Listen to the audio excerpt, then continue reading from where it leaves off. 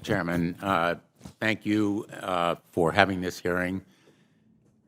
We've heard from a lot of witnesses from you today and others previously about the very important potential of 5G technology. It promises to bring us a new era of connectivity with internet speeds as much as 5 times faster than what we have today, with much lower latency, and that's all a good thing.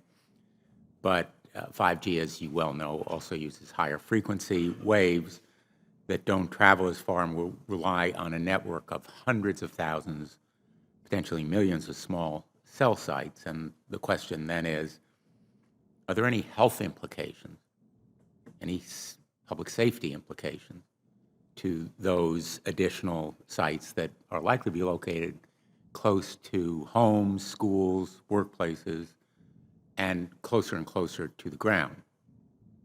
Correct? Correct, Senator. Yes. So in December of 2018, I sent a letter to FCC Commissioner Carr asking him to cite for me recent scientific studies demonstrating the safety of this technology. What research has been done, where has it been published and compiled?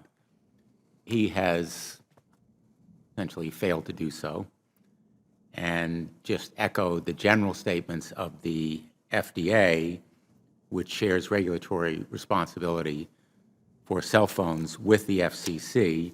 If you go to the FDA website, pretty unsatisfactory. There basically is a cursory and superficial citation to existing scientific data saying, quote, "The FDA has urged the cell phone industry to take a number of steps, including support additional research on possible biological effects of radio frequency fields for the type of signal emitted by cell phones." I believe that Americans deserve to know what the health effects are,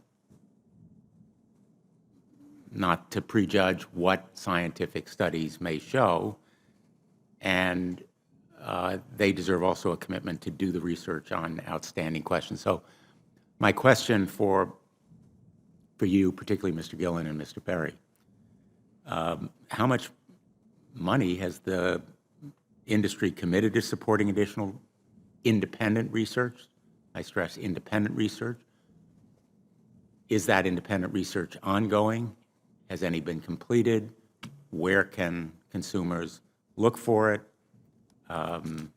And we're talking about research on the biological effects of this new technology. Thank you, Senator. I think, thank you for your focus on the issue. Safety is paramount, and as you alluded to, we rely on the expert agencies, we rely on the findings of the FDA and others as to the requirements to keep all of us safe. There are no industry-backed studies, to my knowledge right now. Happy to visit with you as to what opportunities you think there needs to be more studies, and we're always for more science. We also rely on what the scientists tell us.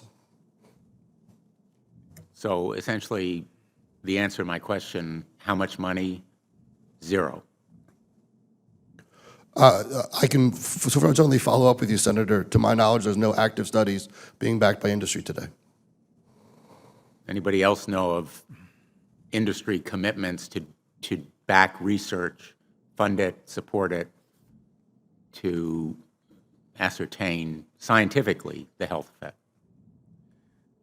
Senator, I'm not aware either, but I do know that with small cells especially, you're going to have lower power levels. And of course, as from a carrier perspective, you want to be able to manage interference so that that interference is the lowest interference possible. So I would think that some of those studies or some of that information could be utilized in looking at the health consequences. But no, I'm not aware of any. So there really is no research ongoing. We're kind of flying blind here so far as health and safety is concerned.